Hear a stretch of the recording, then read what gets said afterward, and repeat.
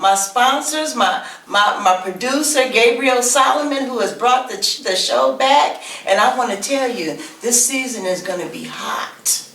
And we've already started off. I'm here sitting next to Easy D. If you don't know anything about him, you need to know this. The man is a wealth of knowledge when it comes to the music industry. He was one of the founders of the Pros. Tell us about that, Easy D. Well, first, thank you very much for bringing me on, and I think I'm your first guest, so... You're my first guest of this season. The Pros, we were a DJ pool. It was established in 1979 by my mentor, Rico Casanova.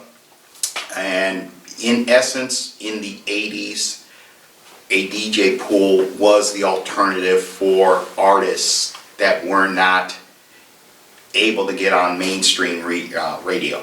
So for out here in the Bay, KMEL, KSOL, KDIA, didn't really matter. If you weren't part of the establishment, you weren't in the game. And so what we did as the Pros, we had the lock on all the top clubs in the Bay Area, in the country, as well as college radio. And so we were able to use our influence to help these young men and women go from where they were to where they wanted to be and where they needed to be. And so there was no internet at this time. Oh, no. See, so we're going back a little bit to some history now. Yes. This is a time in history where you really had to network. Absolutely. You had to be an artist, you had to be a performer, and you had to have some hustle. Yes, and you had to have a lot of belief in yourself. And even with all of that, you'll notice talent wasn't even in the top 5. Okay? We made sure talent was number 1. Okay. But yes. What do you mean by that when you say you made sure the talent was number 1? Well, back in the day, we would have labels, regular record labels, whether they were Top Scale, the Epics, the Columbias, or the entry level, want to do it all on our own. Well, we would have people that were truly talented. We're talking about Pebbles, we're talking about LL Cool J, we're talking about Will Smith. These were talented young men and women. Right? We also had a lot of artists come through that had a lot of money behind them, but did not have that talent. Okay. And so we weren't about showcasing just anybody. You had to bring your A game, period, because our reputation was at stake. And so it was interdependent. You were relying on us to bring our strength. And in return, we were relying on you to bring your A game. Okay, let's talk about the A game for a minute. Sure. Because that's very important. And I'm gonna tell you, it's funny because what's the guy that plays Forrest Gump? Oh, Tom Hanks. Tom Hanks. I actually had a conversation with him one time, and I was talking to him about my movie, and he said to me, "Well, what makes you think your movie is good?" And I was telling him, and he said, "Well, no, what makes you think it's good is because you wrote it. It's because it's your baby." Exactly. So when you say bring your package, most people think their package is together because they just put a package together. But what makes a package complete? If they want to bring their A game, what should they have? What should they have? Belief in themselves. Okay. Period. Now, I'm also a religious person, so of course I'm going to say bring God into your life. Mm-hmm. However, the industry doesn't look at religion necessarily, and so when I say belief in yourself, you can take that as you wish. Your confidence. Your confidence. You have to come and be. You know, you have to come and know and own a room when you walk into it. Absolutely. And if you walked out of that room feeling like you didn't own it, well, you didn't own it. Right. Yeah. Did they miss you when you left? And that was the important thing. Did they miss you when you left, as opposed to who was that? Right. So. Right. But that was the package. But that package, from a talent standpoint, you could have it very well produced. We had some great artists that were very well produced, but they didn't have the talent. It was hickory dickory dock, the clock ran up the tree. You know, this doesn't make any sense to me. Right. So, but then you also had people, my girl Rosie Gaines is a prime example. I was fortunate to put on what we used to call putting on the hits.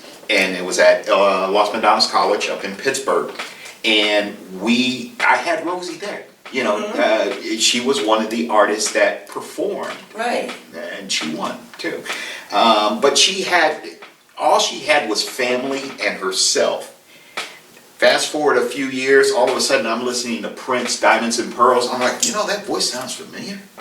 And it's Rosie Gaines. Right. And I'm like, oh my God, wow, my girl, wow, you know. But she always had a belief in herself, and she's still in the game today, Rosie. Right. And you know, belief is you have to have it. I'm gonna tell you why. Because if you belief fuels your hustle. Oh, absolutely. If you don't believe it, you can't achieve it.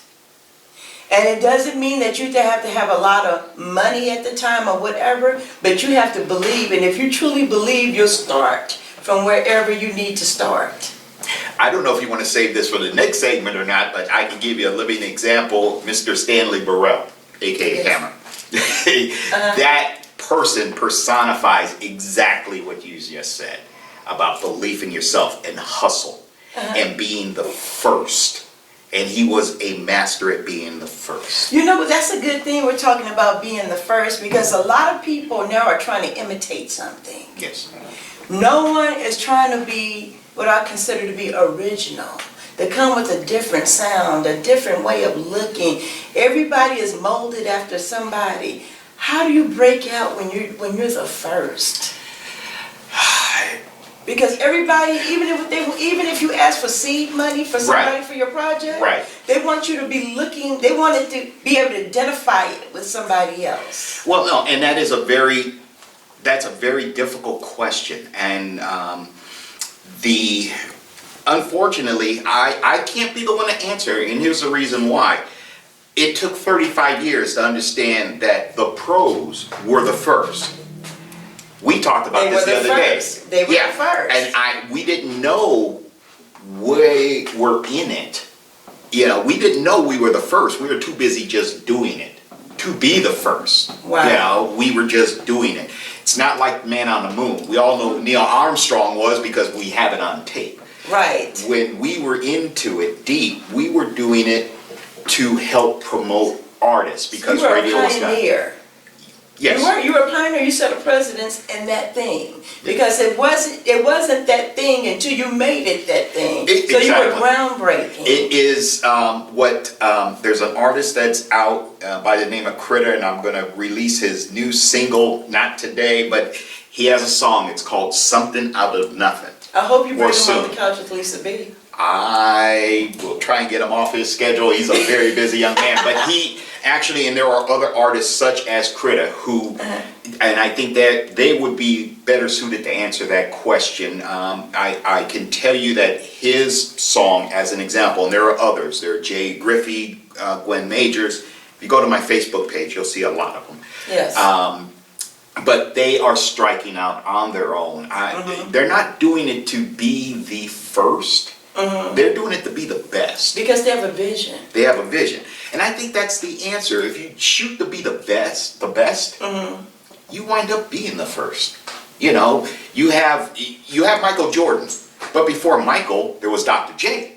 Right. So, you know, he wanted to be the best, and he wound up being the first. Michael Jordan, he wanted to be the best, and he became the first. You know, and another thing that I wanted to talk about, because we talked about signing to a label as opposed to doing your own thing. Yeah. This is a hot topic because everybody thinks that they have to be signed to a label. With all due respect to my friends in the industry, labels, you may want to turn it off now. I am not a big fan of that mindset. You don't need it. You didn't need it in the 80s. You certainly don't need it today. All right? And just the real short version, the less than 2 minute version, is there is such a wealth of information out there, and avenues that were not even conceived of when we started. You know, an artist had to spend so much upfront money putting the wax together, getting it packaged, Right. getting it out to people, giving it away so that they would have a chance of playing it. Right. There was all that time, effort, and money. I can think of one artist, one tweet, talking about one song on one platform, and will do more than anything. I'm gonna need you to save that thought. Sure. Because we're going to a commercial break. Now, when we come back, what we're gonna talk about is the same thing. Because I'm gonna tell you, as an author, my biggest dream is to be signed to Simon and Schuster. Good for you.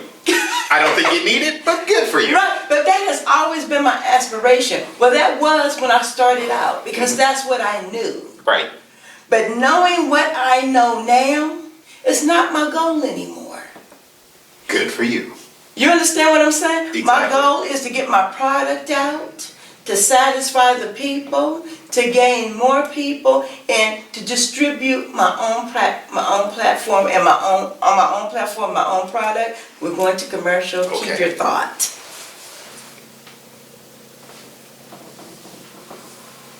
Ready?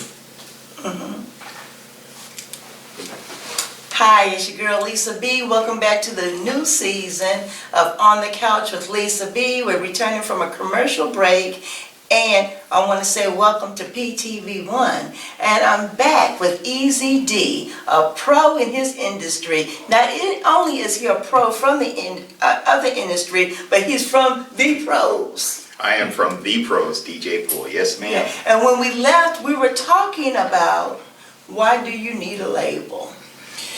And the answer is security. You, or the lazy way out. You can take your pick, in my mind. That is with all due respect to labels. The reason I say that is, back when we started, Right. you needed a label to help front you. Seed money, if you will. So to put together the LPs, to put together the master. You Right. know, you've done all that, all the lab work and everything. Okay. You take that tape, then you take it to a place where they make the records for you. So then you buy crates and crates and crates of records to give away. Well, all of that costs money. So you needed their finances. Or their reputation. Okay. You said Simon and Schuster. That name I know. I'm sure that there is a label, a book company out there. I have no idea. You can drop their name and I'll say who. You know, so you needed them.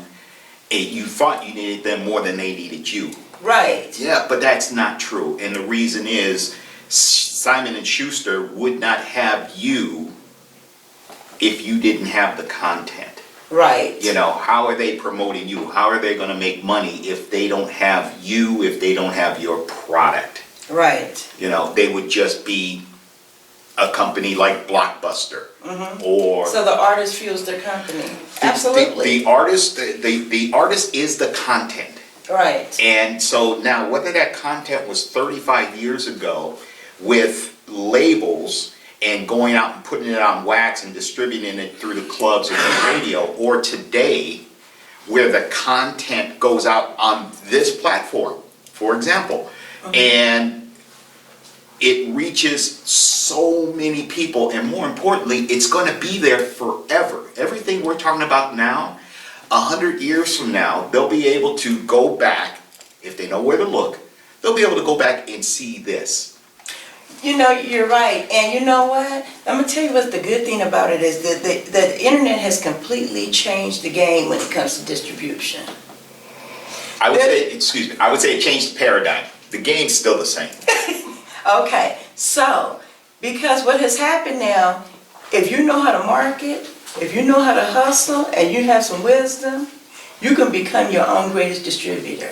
Exactly. There are people who have their own websites. I'm not talking about YouTube channels or anything like that, Right. but are able to generate enough traffic to their own website because they're savvy enough. Right. Where they're selling $1 million worth of product on their own website. Exactly. And distribution, labels, third party is basically what it boils down to. Somebody helping you. There's nothing wrong with that. Some people need help. Okay? I used to consider myself one of the greatest DJs, but I couldn't put a song together. I can't sing. Right. And I don't know how to play an instrument. Right. So I say all that to say this. You may need help, and there's nothing wrong with that, but it's your artistry, regardless of what that art is. That's the content. And with the environment the way it is today, you can create your own website. Right. And you don't have to do a thing with it after that, because it will start to build on its own. Now, the more you put into it, of course, the greater the expansion. But you have to put the work in. You know. You have to put the work in, and one of the things that I used to like about labels is that they had artist development. Because you can have all the stuff, you can have all the talent in the world, but if you don't know how to talk to anybody about your product, if you can't explain your own product, you understand what I'm saying? Absolutely. If you can't sit in a meeting and articulate yourself well, if you don't know how to present yourself, then it doesn't matter about your gift. Right, right, absolutely. And that's where you had A&R people, okay? Again, there wasn't and isn't anything wrong with a label per se, okay? You just have to accept the fact that you're giving up a lot of your freedom and, All of it. and creative. Well, some people have a little bit, or maybe they assume they do, or they imagine they do. But the more hands you have involved, the less creative control you have. Yeah, and there are pluses and minuses to that.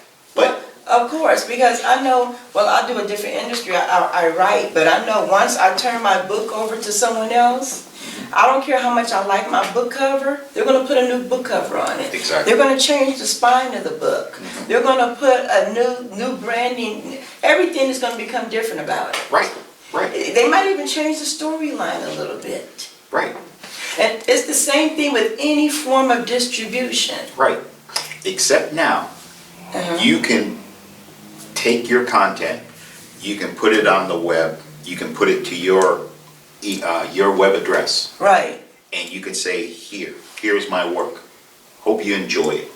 Now, is that a good idea? Now, let me ask you this. Is it a good idea for an artist to do their thing and put it out without having at least a group that they're working with, or some kind of little machine behind them that can have several eyes on their project? Sure. Because what you do is you get full of yourself, you don't see any mistakes. I tried to edit my own book one time. Oh, yes. And it was a disaster. Yes. I guess it depends on, and this is why I was hesitating in the answer, or thinking about the answer. It depends on what it is you want to do. Okay. If you, as an artist, if you want to just keep a roof over your head and your belly fed, you should be able to do that on your own. I mean, you just go out there and hustle. That's just, grinding 101. Right. If you want to be remembered, then you need other people to remember you, but you don't need them to help remember you, if that makes sense. You can go out on the internet, you can have a cat run into a tree. Okay. Right? That's the analogy I love using. You can have a cat run into a tree, get 1 million hits on YouTube. That cat's going to be remembered forever. Right. Cat didn't wake up that morning expecting to be remembered forever. Okay? And if that's what you want. If you want to make a career out of it, that's where it starts getting complicated. Right. And that's where the machine comes into play. So it just depends on what it is you want to do. And I don't have that answer. Artists like Critta, like Jay Griffey, like Mac Mall, they have to know what they want. Now, Mac Mall, he's been in the game for 30 plus years. He knows what he wants.